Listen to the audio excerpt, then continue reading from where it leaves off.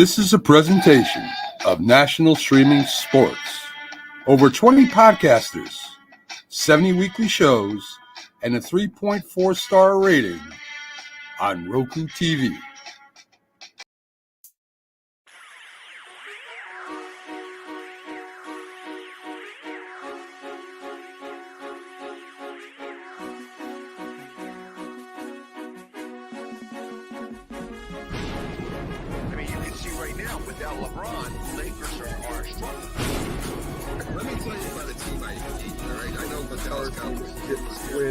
I don't know, Jack. It's a big decision. I've often said that the people who run baseball, they try very hard to ruin it. I'm from Brooklyn. I don't have a problem saying space. Pittsburgh at Buffalo. Thank you. Yeah, I thought I was right. So anyway, Yeah, Mac, you're really interested in these playoffs. so This is a presentation of Northeast Streaming Sports.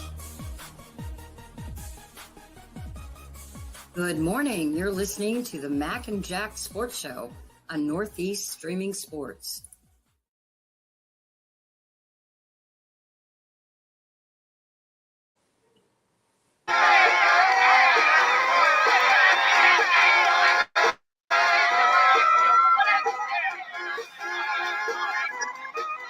well, we made it through, Jack. We got to Friday.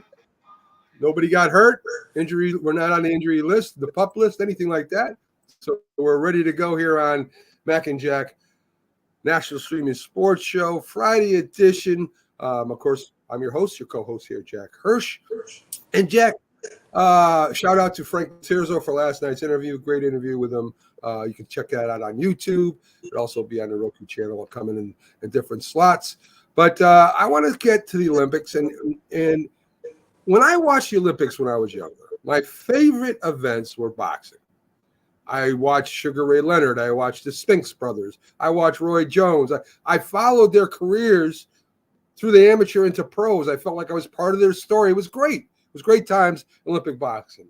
And it's a sad note that the biggest story in Olympic boxing right now is France dropping the ban, allowing transgender women to box against biological women. In other words, men are fighting women right now. And the first fight happened last night, and the woman's boxer quit in 46 seconds of the opening round because she was getting pummeled by a man. Now, Jack, I know you got a lot to say. I got some things to say. I'll let you go first on this. Well, technically, she got pummeled by another woman, technically, who has men's genes, hormones, or whatever you call it. Forgive me if I'm being a little inaccurate with my terms, but I'm sure everybody knows what I mean. How do you like that? Boxing is the biggest story of the Olympics once again, but boxing's the biggest story for all the wrong reasons. I mean, that's the story of the sport of boxing in itself a lot of the time.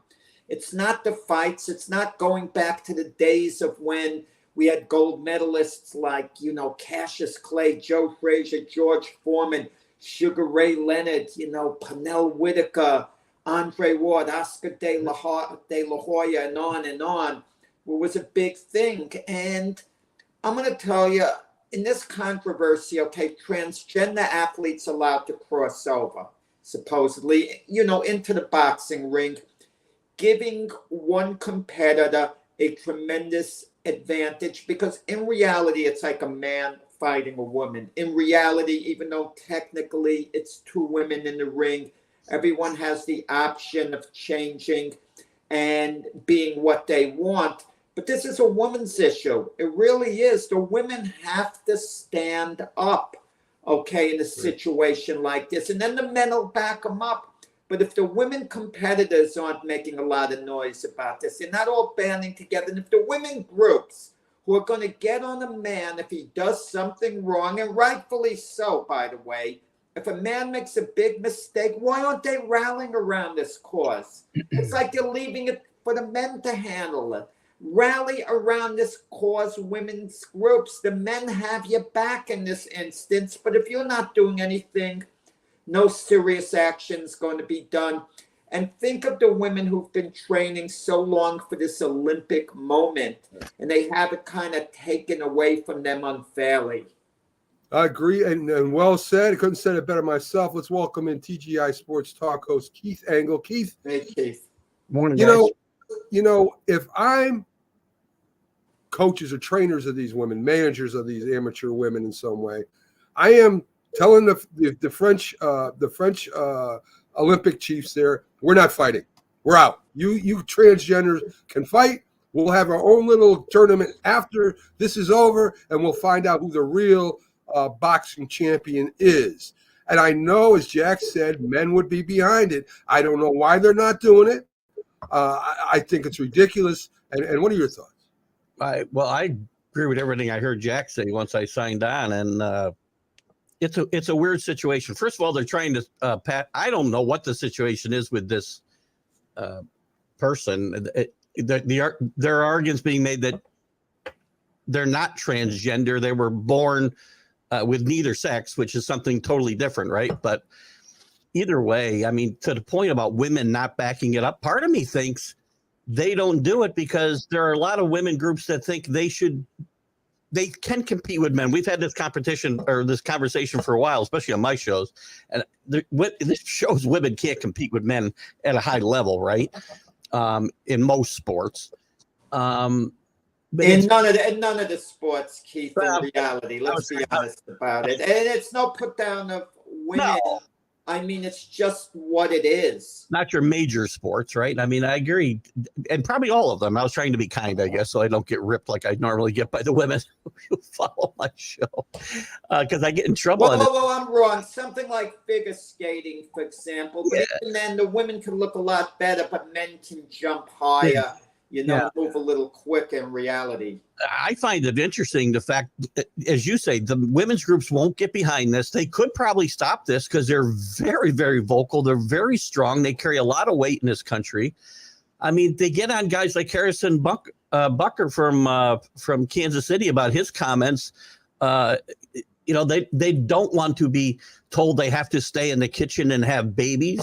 But I don't think if those people would get behind this cause, then I think it would stop in a hurry. It's ridiculous. It's just crazy. No, Keith, this is just an athletic thing.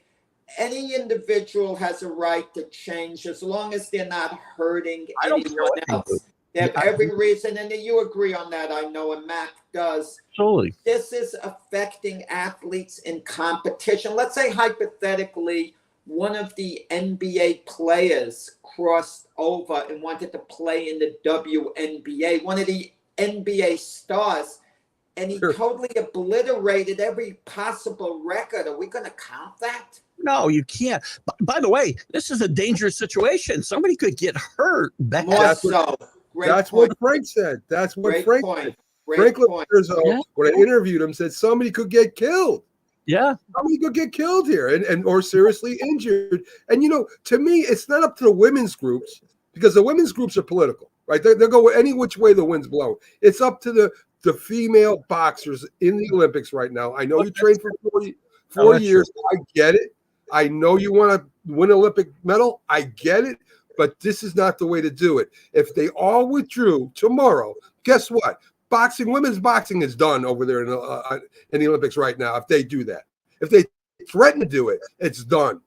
I think it's up to the women's boxers and their managers to do this and say, hey, listen, we'll have our own tournament. We'll call it a championship, whatever we got to do. We're not participating. It's not the Olympic Games, Matt. You can't. I'm telling you, Jack, that's the only way. They won't be winning Olympic gold medals. It doesn't matter, Jack. They're not going to win. They're not going to win anyway. Jack, they're not going to win anyway. They're not going to win. There are a lot of other weight classes where they will win, but where there's no men involved, maybe, yeah. I get your point. I don't know that there's other men involved except this. Oh, there's a few. There's a few. They ban them from going. They ban these guys or these or whatever transgender women. They banned them during other tournaments. The French chiefs decide to lift the ban for this for the Olympics. So that's why it is what it is. And I think it's really sad, too, because I think the Olympics for the first weekish here have done a great job of overcoming what was just a hot mess of an opening ceremony. And I think there's been some great storylines. You mentioned the women's rugby, Simone Biles. There's a lot of great storylines happening here. Katie Ledecky. And this story is dominating a lot of the news cycles. And that's sad for athletes. Let me tell you one of the stories, Keith, that's kind of dominating the news. A couple of shows ago, Matt can vouch for this, it's on tape. I talked glowingly about Simone Biles. Glowingly, the great representative she is, the great sports person. I gave her A+ across the board. No athlete rated high in my book. Last couple of days, she's went down with her remarks. I mean, I found it so distasteful. A former Olympic teammate praised Simone Biles, but a while ago, but then questioned the work ethic of the teammate. But then right after that the former teammate apologized formally, saying she regrets all her statements, this and this and this, and apologized as clear as could be. Simone Biles didn't say a word about it after. Her Olympic teammates didn't say a word about after the apology came out. But after they win the gold medal, they're taking cheap shots at the former teammate. Cheap shots. If you're not gonna accept the apology, say so afterwards. Don't talk after you win the gold, after the fight's over. It was a cheap shot led by Simone Biles. Shame on her. Shame on Simone Biles for her conduct after they won the gold medal. Yeah, I think it doesn't totally diminish her in her eyes. But I thought this the other day, the same thing. And I think we were talking the Olympics Wednesday night, and I was going to try to get that part out that she didn't need to do this, right? She can stand alone on her own accomplishments. She does not need to answer to anybody else. But the person apologized, Keith. I get it. Her former teammate never said that Simone Biles didn't work hard enough. She said it was the other girls. She questioned the teammates. But then she apologized, said, look, I was out of place. I was out of line, and it should be the end of it, basically. But if they weren't going to accept the apology, let's hear it immediately. Let's not wait until they win a gold medal, because that was gutless. Now they win the gold medal. They have this big advantage. They want to go after the former teammate that apologized. Come on. I agree 100%, to be honest with you. And I was losing my track of thought because Mac was giving me an epileptic fit here with what was going on in the background. You got to be professional, Keith, at all times. Remember that. I was doing it. Okay, so, hey, I got a new toy. What can I tell you? I mean, I well, Mac, I don't know you're planning to go the whole scan of the Olympics, because I know. Well, I want to. Me and you will talk a little bit about it a little later. I want to get Keith some of Keith's thoughts on a few stories. College sports, Keith, college football. The schedule's out, of course. Florida, not only do they play in Miami the first game, but they probably have the toughest schedule in the Power 4 ranking. They got 7 out of 25 of the top 25 teams. Georgia, they have a set with Georgia, Texas, and LSU in the August. They've got maybe one of the toughest schedules, at least for, looking at it before the season starts, that I can remember. And not only is it a gauntlet for them to run, the coach is under fire. Billy Napier's got to have a good season to keep his job, most likely. And I'm not sure they're going to be in a position. They struggled last year. I don't think they're going to improve enough, especially with that league getting tougher, for Billy Napier to be able to keep his job. This is a tough schedule. I will say this: if they overperform and do well, then maybe he does save his job. But I can't see him doing it against this type of competition. That's a heck of a 3-game stint there. I don't know anybody that has a 3-game. What is this for, Keith? Nebraska. I mean, under Coach Rule, are they a team that's going to be a force? I'm hearing things like that. They didn't have a good team last year, and they play Colorado in the opening game. And I get the feeling Deion Sanders, the honeymoon period is not going to, long over. And Colorado, it looks like they're going to struggle this year. Am I correct? Colorado's going to lose that game. Matt Rule's a really great college football coach. He didn't do well in the NFL, but a lot of guys don't. He did a tremendous job turning around a Baylor program that was in disarray with all kinds of allegations of misconduct wherever you looked and lack of administrative control. Did a great job there. Coming into Nebraska, he's turned that roster pretty much over. He's got a third-year starting quarterback. I think this team was getting better as the season went on. They weren't losing games by a lot. They need to learn how to win.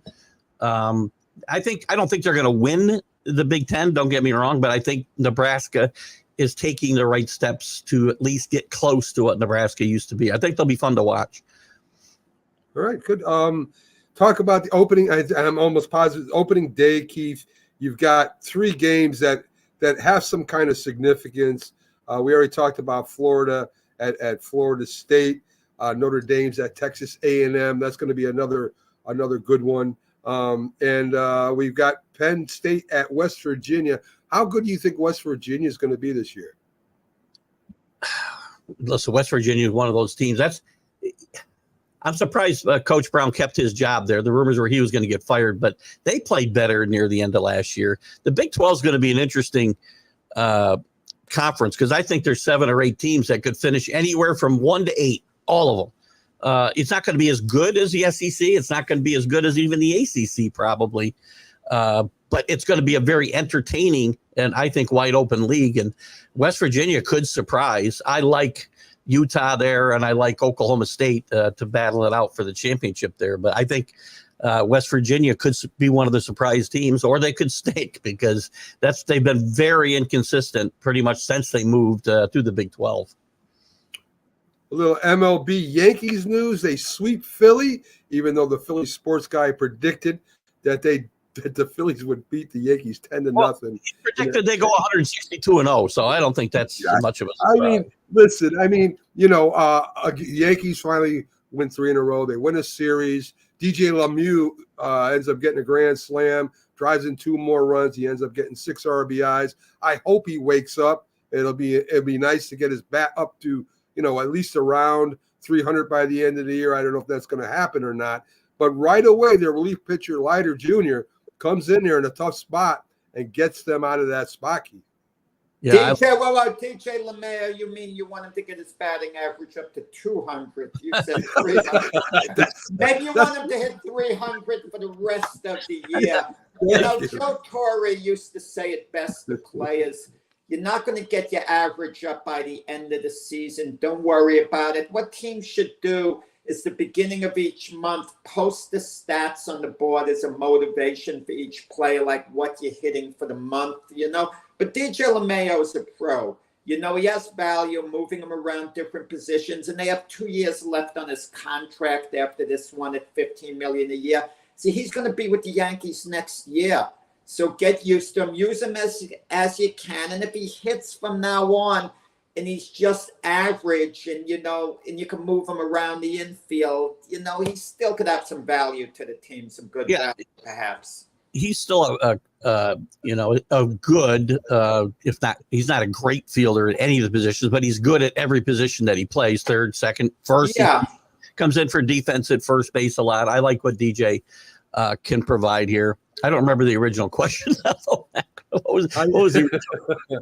Mac wants him to hit 300 on the season. I want him to get up there at 300 by the end of the year. Right. He's probably not going to do that. Can he be a valuable contributor here? Yes, especially if Anthony Rizzo's not going to come back at full strength. They're going to need depth in that infield. I'm sure they're going to move Chisholm around. He may play some more center field, some more third base. He might play some second base. But you've also got DJ who can play all those positions too. So they've got some really good versatility right now.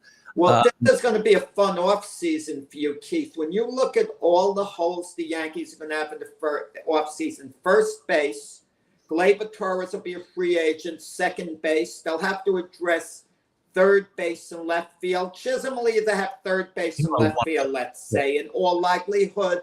So that would leave a good 3 positions, let alone the pitching. It could be at second base, too. I mean, they do have options. Second. So but then you have, unless he's going to stay with Fideo another year, and you still have third base. You're going to have Cabrera in DJ again, and then you have first base. So you can really come back with Ben Rice. And the catching hasn't been great either. You got the catching's okay with Austin Wells and Trevino coming back. Wells has been hitting. He's been played better, but he's not great behind the plate either. You still need a defensive catcher, and he's not there yet. He hasn't caught that long. Mark Leader is the guy I was trying to get back to, Mark Leader Jr. He's one of those, he's an under the radar, and we see it every trade deadline now. Most of the guys who get traded are like relief pitchers. That's the bulk of what gets traded.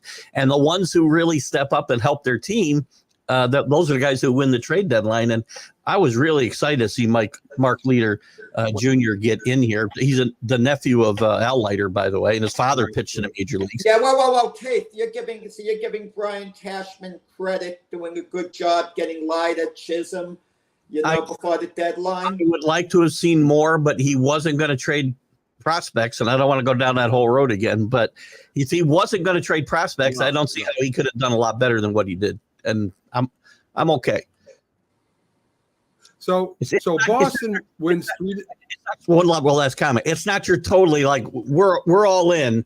This isn't your all in kind of trade deadline moves. But if you're not going to move, well, there was Keith. Honestly, nobody made a really all in trade moves. It was with all those teams that have a shot at making the playoffs. There's not a lot of trade movement like there used to be. So let's talk a little bit about Boston. Let's talk about a little bit about Boston. Boston wins 3-2. Devers hits the double with an imaginary man on second. His name, it wasn't really imaginary. It was a guy, Tyler O'Neill. But remember in wiffle ball, Jack, I mean, you were the wiffle ball king. You hit the ball, you went to second, you went back to the imaginary man on second. That's how Boston won the game. And, of course, to me, that's a bunch of nonsense. But it is what it is. Boston wins. Big difference. Hang on, let's first, before I lose my track of thought here with Mac trying to give me this. There's one big difference between your comparison of wiffle ball and Major League Baseball. The guy in wiffle ball earned his way to second base. Major League Baseball, we just put him out there. So true, right? Okay, I just want to make sure. No. I know you and Mac are traditionalists, but you had to speed up these extra inning games. They're brutal the way they go on and on. Games were lasting too long. Major League Baseball got it. Call it a tie. It's over. Both teams get the opportunity. They start out evenly with a guy at second base. Call it a tie. It's over. You don't have to worry about the length of the game anymore. Listen, but I like the pitch clock. I can understand. So then after 10 innings, you call it a tie. Why do we need both?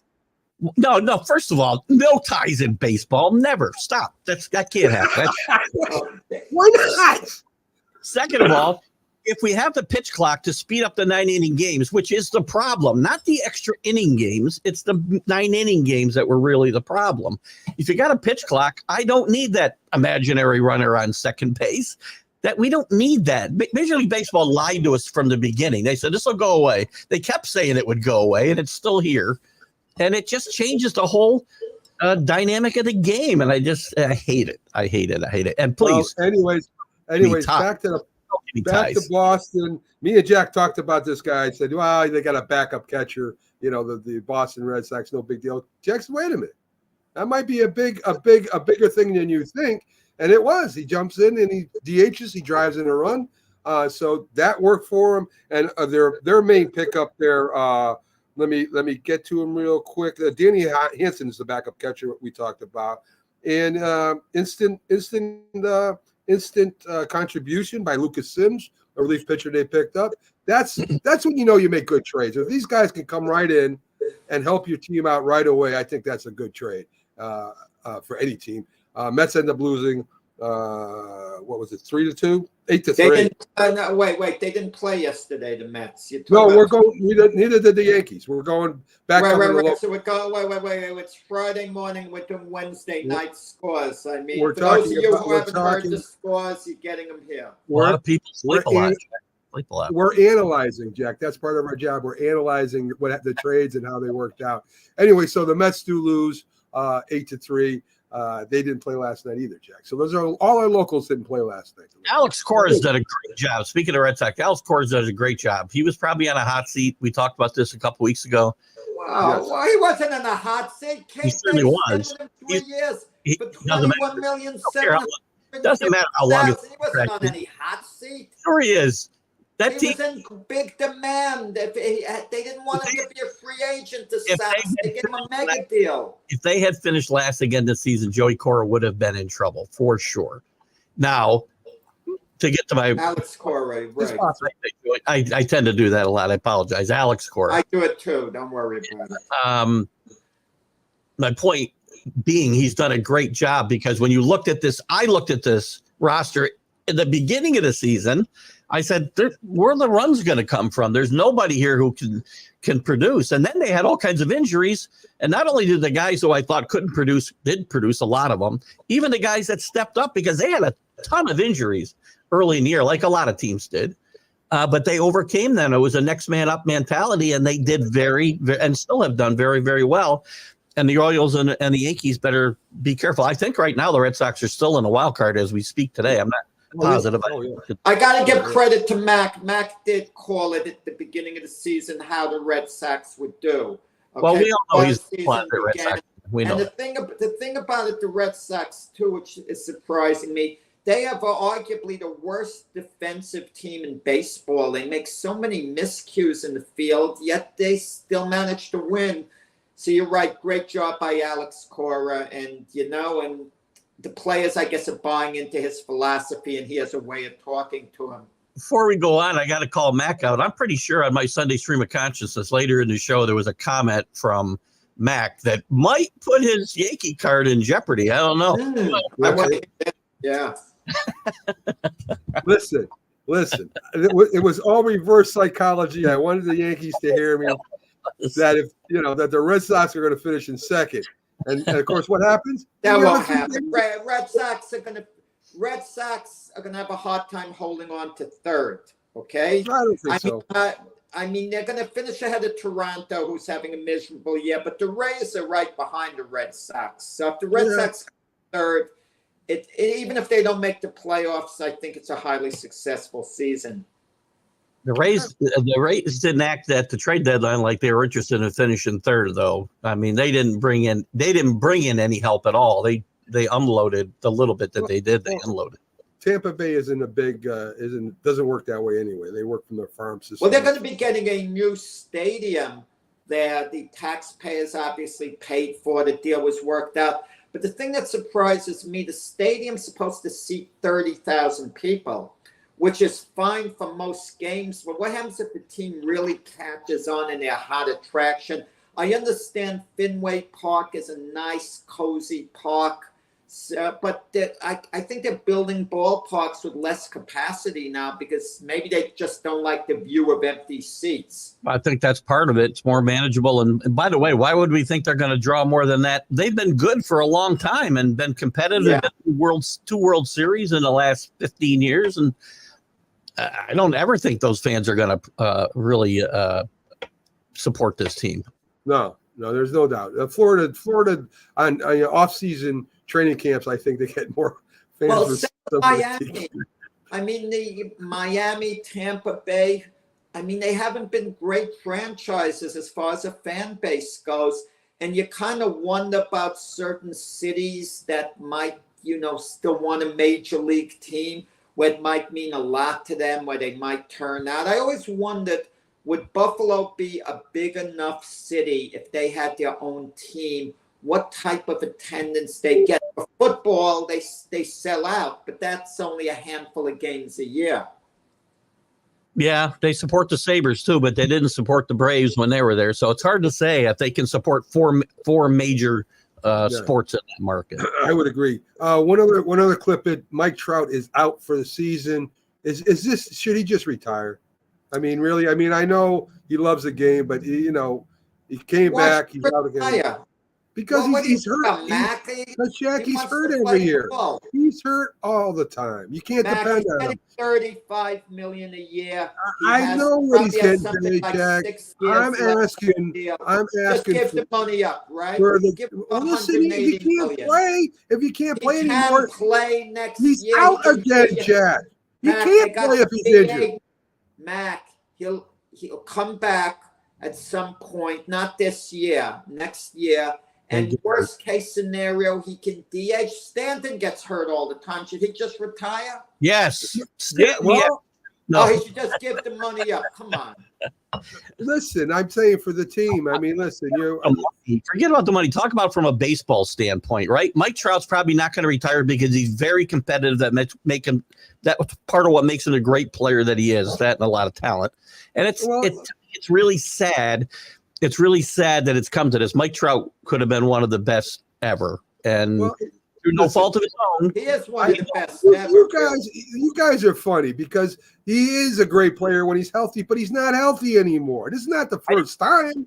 But again, he's not going to just retire. And forget about the money. I'm not talking about the money. I'm talking about the competitor in Mike Trout is not going to let him retire. He's going to think he can come back and overcome this, even though he's got a track record that says he can't. And if he ever does have a full season, actually he's getting old now. What's he? Probably 30. I don't know what he is. 33, 4. I'm not sure. Most of his mid-30s. Mike Trout's going to go his entire career with no postseason, and it's one of those what could have been, and not because of drugs, not because of anything else. His body betrayed him, and I think guys. Mike Trout was performing well this year before he got injured. It wasn't like he was a declining player. We don't know what he would have done the rest of the year. You know, we don't know. He may have been great. He may have been average the rest of the year. We don't know every year what he's going to do for the rest of the year. Jack, he gets hurt every year. It's not the all-time great. He's injured I'm year. not denying that. I'm saying the team expects you to play all year. They go with that perception, and they don't look for other players. And you know what I would be annoyed about if I were the Angels? Not Mike Trout. Anthony Rendon, who they got from the Nationals, $35 million a year. They're still paying him. He's been a disaster. By the way, that's an absolute disastrous signing. One of the worst, arguably Anthony Rendon. I'll say it. I think it's been the worst free agent signing in baseball history. The way it's turned out. Now, I'm not saying Rondon hasn't been legitimately injured. I'm not saying that. But the point is the Angels haven't gotten value back in return. I'll say this. It's a great comparison if you want to compare the two guys, because Anthony Rendon came out and said, I don't even like playing baseball. Then just quit and go away. He should quit and go away. Mike Trout should not quit and go away if he thinks he can still play. If he gets hurt, he gets hurt. If you don't want him to be on your team, then move him. But Mike Trout deserves the chance to try and continue to play, because I would love for him to wind up on the Yankees. Another injured player. Him and Stanton can sit in the dugout together, injured, and have a couple drinks, for about 20, 30 games. Yeah, that's Now I will agree with him, because I don't want him to be on the Yankees. I want him to continue trying to play. I don't want him on the Yankees. So yeah, well, I want him on the Yankees if something could be worked out. All right. So, Keith, you want to stick around for a few more minutes, or you got to go? I can stay about 5 or 6 minutes. Just mention Keith. Right. Juan Soto goes elsewhere as a free agent, which is a distinct possibility, and the Yankees pivot and make a deal for Mike Trout. There'll be big excitement in Yankee land. Big excitement that, superstar like Mike Trout is coming. Mike Trout coming to the Yankees would be the equivalent of Aaron Rodgers coming to the Jets. Jack, there will be excitement, and there will be a lot of people saying, what the hell are you doing bringing an injured player that's injured every year? That will also be Stanton, I'm okay with that. Trade for Stanton, and I'm okay with that. How about that? Trade for Stanton? Stanton's played more than Trout, I think, in the last few years, Keith. He's not nearly as productive. I mean, he plays half a season. Stanton strikes out every other time he's up. Stanton's having a good year this year. Keith, he missed a month, but you call this a good year. Why do you keep calling this a good year? He leads the league and leaving men at second and third and 2 outs. He stinks. Because he's got a few home runs and RBIs. His on base percentage is below 300. He leaves guys on base in droves. He has a couple of good games, but he falls back in love with this guy. I forgot to bring this stat to you. Since Stanton has come back, the Yankees are 3-0, Keith. Just to let you know. All right. Jack, so, all right. Jack made the argument that he went into a slump when Stanton got hurt, and I did the math, and they were 3-10 in 13 games before he went out. So, yeah, yeah, I can't debate that. I can't debate that. All right. There was a football game last night. Was sort of preseason game that they decided that they would stop because of lightning and bad weather in the third quarter. Chicago ends up, I guess they say they won the game 21-17. The second string quarterback threw for 3 touchdowns. Hey, listen, that's the first sign that football is coming back, right? This is the Hall of Fame game. This we know football's right around the corner. And so, of course, you had the inductees too. So it's a nice thing. I like watching it for the interviews with the guys that are going to be inducted, and you're right. It does. It's the official kind of whistle blow that the season's getting close, as you said, and for the game, it's doesn't hold a lot of interest. They've had like 5 practices, and they're going to go play games. So right.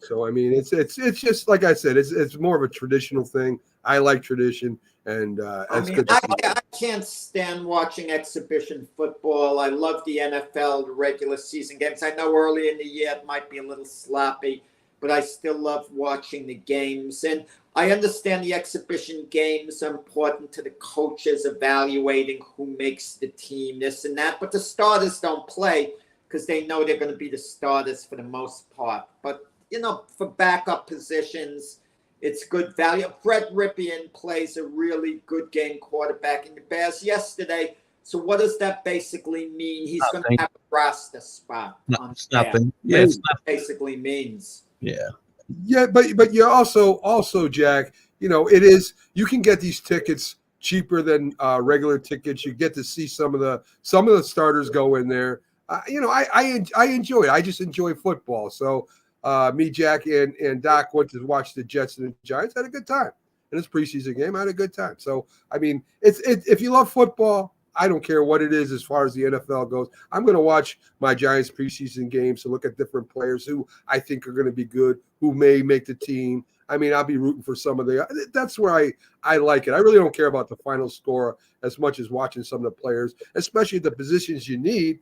And there are a lot of rookie quarterbacks that are going to be in the preseason this year. You're going to see J.J. McCarthy in there. You're going to see Bo Nix in there. You're going to see Caleb Williams at one point or another, Jaden Daniels at one point or another. You're going to get to see what he does in a live NFL game when he can get hit. So that to me will draw a little bit more interest too. Well, right? I'm going to tell you, to give you an idea of the way the mentalities change exhibition games. Joe Namath was out for the season once, a good part of the season, in an exhibition game with the Lions by trying to make a tackle. Yeah. By trying to make a tackle. The mentality has changed, so much now. They're so scared of players getting injured, but sometimes it's done at the expense of them not getting the work in that they should be getting because they're so timid, these coaches. 100%. Those guys used to play the entire game back in the time you're talking about, Jack. Yes. And Drake May, of course, Patriot fans will be interested to see how he plays in a regular game, even though it's exhibition. The new kickoff rules kicked in 7 times. They've tried to return a kickoff. I don't know. Keith's shaking his head. Anything to bring back special teams. I don't know what it looks like. It just looks. I mean, again, I agree. I like special teams, and kickoffs have always been one of the most exciting parts of the game. But it just looks weird. And maybe I got to get used to it. It just looks weird watching these guys with these new rules, and they had some trouble a couple times last night too. The players adjusting to those rules. Yeah. So. Well, the rule they have to change that drives me crazy is the onside kick rule. Because the chances of recovering an onside kick are no more than 10%. No, like they're 1 out of 10. That's what it's supposed to be. But change the rule in this sense that instead of kicking it for an onside kick, let the team take the ball out on the other team's 15-yard line, and they have to score on that possession. No, you're changing it. Now you're changing it. Well, you changed the game already, Mac. You have to announce you're going to onside kick. You can't onside kick when you're behind. It's don't yell at me. I didn't make the new rules. I didn't say nothing. I'm saying it's supposed to be. You on this show, and I'll yell at him. It's supposed to be hard to recover an onside kick. That's why they do by surprise. That's why they work on it. It's not supposed to be a play. I'm talking to Jack now, not Yuki. It's supposed I'm not to talking be about hard. a surprise onside kick. I'm talking about within 2 minutes. It's supposed to be hard. It's supposed to be a hard play. Good. How's it a surprise, though? How's it a surprise when I got to tell you I'm doing it? I agree. I agree, Keith. I think it's stupid, but that's what they did. I don't know. What can I tell you? I'm not in charge. You know what I mean? So anyway. Well, you should be, I think. Maybe not. Thank you. Maybe not. After that tie in baseball comment, I'm not so sure now. Yeah, Ty, get it over with. Let's get to the end of the season. I'm tired of all that nonsense. Anyway, so Atlanta Falcons owner says he doesn't care what anybody says about his draft pick. He's very happy with it. Kirk Cousins is playing outstanding right now, according to him, in training camp. He's got his quarterback for the future. He don't listen to you guys.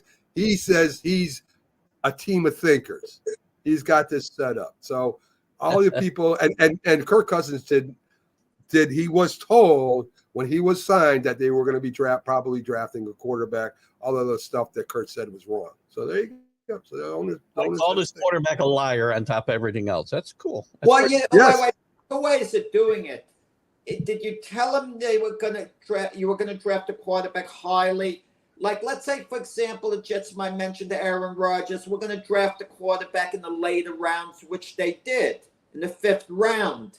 I mean, maybe Cousins was led to believe they take a fly on someone later on, not with the 8th overall pick. The question is, would Cousins have signed with the Falcons had he known they were going to do that? Probably not, unless it was the only offer out there.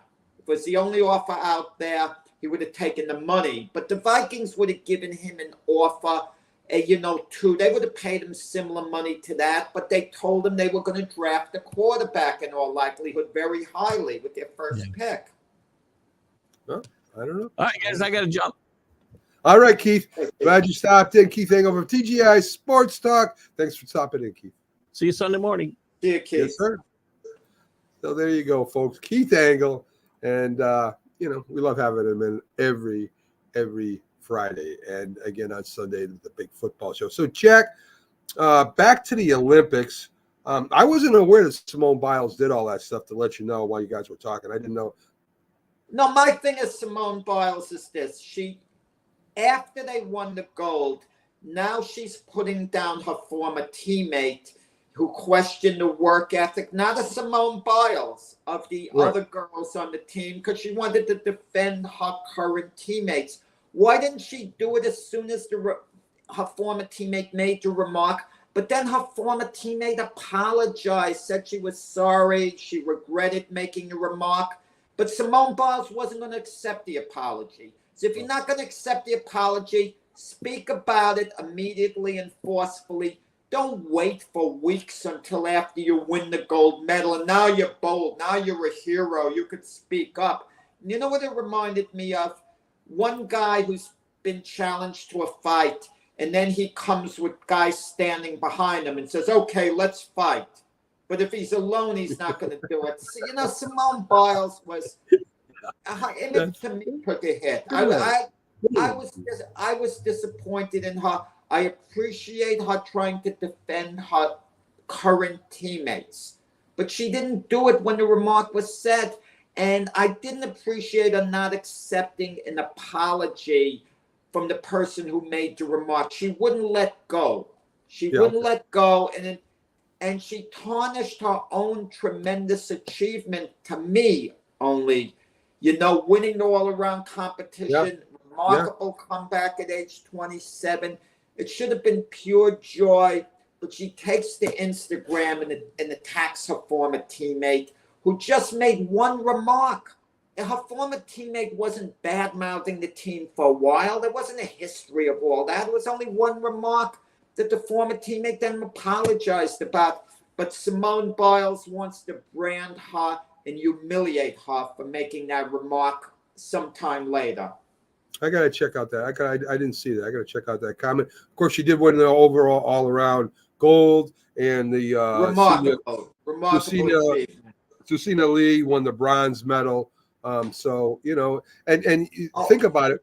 4 years ago, right, she took herself out of the competition for some kind of mental, block. Right. Well, yeah. We're glad she made that recovery. Oh, and by the way, Simone Biles' teammates piled on the former teammate. After Simone Biles initiated everything, they kind of followed her lead.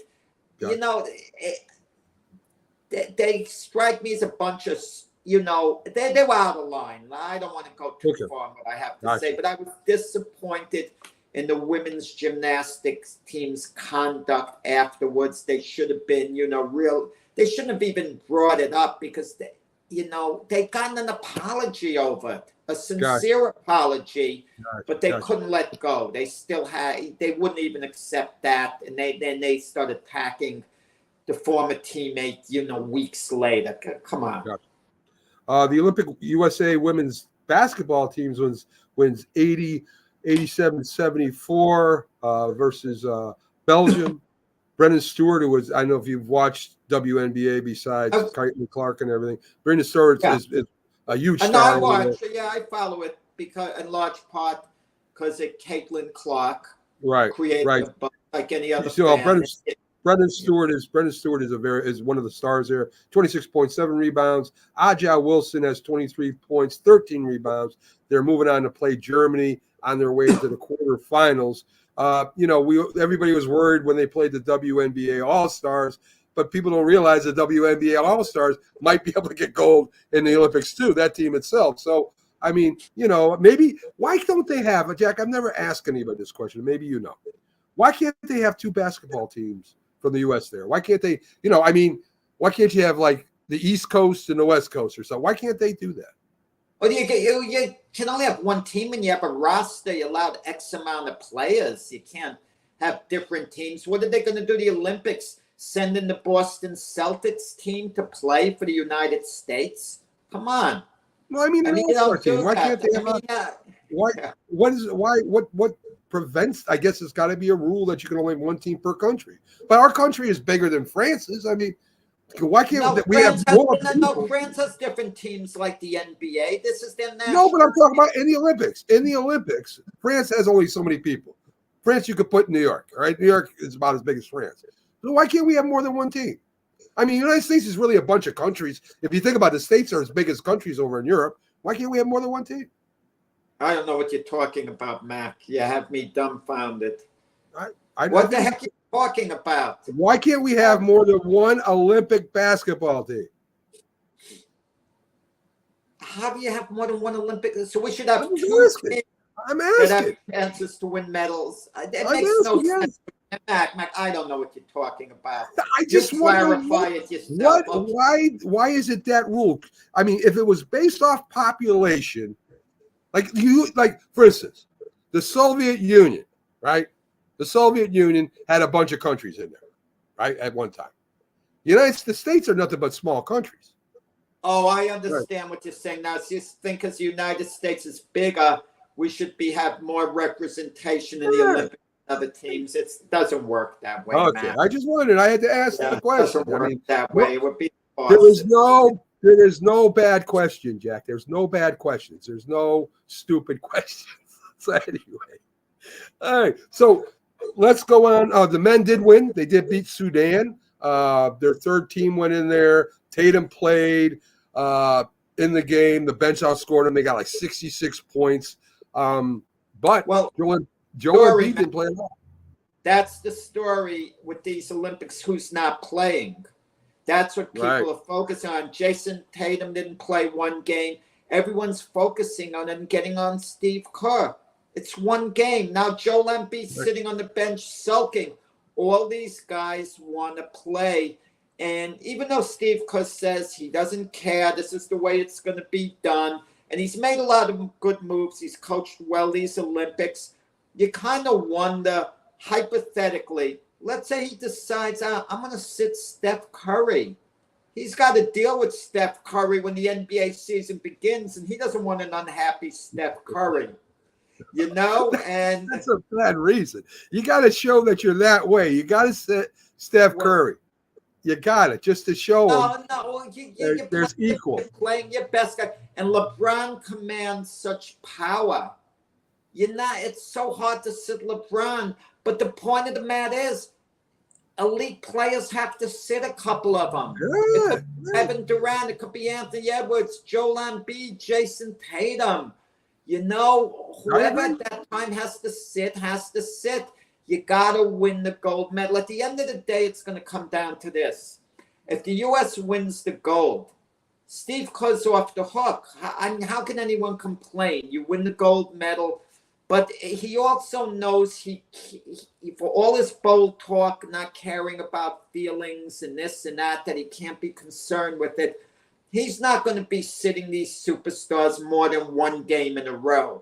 You sit them one game, and then it magnifies. I was watching a little bit yesterday of this HBO documentary on Pete Rose. I didn't realize it's a 4-part documentary. And what happened in one of the playoff games the Phillies were in, it was 1983. He wasn't quite in the prime of his career anymore. Still a good player. They sat him on the bench for a game. And the look on his face, he was steaming on the bench. That's how Joel Embiid looked yesterday. You have a superstar like that. You're sitting him on the bench. It's just like he can't tolerate it. Because this is a guy who's one of the best players in the game. Any of them, just about. A Derek White, you could glue to the bench for the most part. Very good Celtic player. Anthony Edwards is a rising star. But Anthony Edwards also knows they're legends like his idol, Kevin Durant, LeBron James, Steph Curry, Embiid. Guys who've been in the league longer. So maybe you can get away with limiting Anthony Edwards' minutes, but it's so hard with these established superstars like Tatum and Embiid. Listen, I mean, that's some people say it's a good problem to have, but sometimes that problem can be overwhelming too, especially with pressure from the outside. Yes, definitely. Jack, this week in history, we got about 8 minutes left. Let's see. This week, Muhammad Ali knocks out Brian Landon in the third. Brian London. Okay, in the third to retain his world title. That was Ali was flying.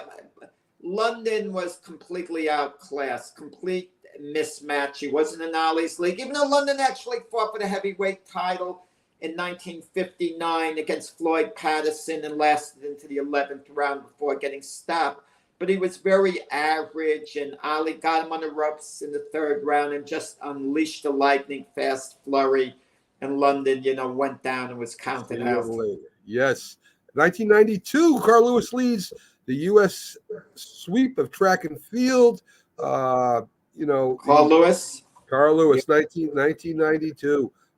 He had a let me see if I think he won 2 gold medals in let's those do it in chronological he order. Won the long jump in 1984, starting 1984, Carl Lewis leads him with the long jump, 8.5 meters. He won 4 golds in 84. Second of his 4 goals, correct, Jack, in the LA Olympics. Then in 1992, he comes back, and he ran in the 88 Olympics, 84 and 88. And 88 was the famous Olympics where he finished second to Ben Johnson in 100 meters, but then Ben Johnson tested positive for steroid use, and Lewis was elevated to the gold medal. And Lewis also won the long jump. Long jump. He was a long jumper. That dude was a long jumper. Yeah. I mean, in 1992, you're talking about 28 feet, 5 1/2 inches. I mean, that guy could jump. Let's see. And there were 3 other guys that were involved at the time. Mike Powell takes the silver. Joe Green takes the bronze. Kevin Young. That was a great with Mike Powell. That was a great competition there because Mike Powell, the year before 1992, 1991 at Tokyo in the World Championships at track and field, Mike Powell broke Bob Beeman's long jump record. Yes. Mike Powell was actually a favorite to win that race That long jump competition, but he wasn't at his best in the Olympics, and Lewis kind of edged him out there. Yeah, first jump he beat him. Let's go. Kevin Young demolishes the old hurdles record with a 4:46 second 7.78 speed in the Right. hurdles. He broke Edwin Moses' record, which was 47.02, and it came out of nowhere. What Kevin Young did, it came out of nowhere, him breaking the record. It wasn't like anticipated. All right, so that's your This Week in Sports update. I'm going to remind you, I'm going to leave before we cut off. I'm gonna hit with a quick commercial. I didn't play it at the halfway point, so I'll play it on our way out. Thank you all for joining us. Thanks to Keith Engle. Of course, me and Jack always have fun on our show. We'll be back with Sports Memories on Saturday, the big football show on Sunday, all at the same time, 8 a.m. So stick with us all weekend long. Keith Engle's up right after us with his Are You Serious or One-on-One, where he does his interviews. One of the other shows, he's been doing his one-on-one interviews lately. So we're going to let you go. I'm going to leave you with a commercial, and we're out of here, Jack. Thanks for joining us. We appreciate you guys more than you know. Have a great Friday, folks. To get National Streaming Sports on Roku TV, channel search National Streaming Sports, tap on our logo. On laptop, tablet, or mobile phone, download the free Roku app, channel search, tap on our logo. For smart TV, order the Roku device from the Roku store, hook it up to your TV, channel search National Streaming Sports, and tap on the logo. After adding the Roku channel National Streaming Sports, this is our Roku site. You can click on the live stream to see what show is playing, or go to the VOD category, weekly schedule, click on the day, and it will give you all the shows scheduled for that day.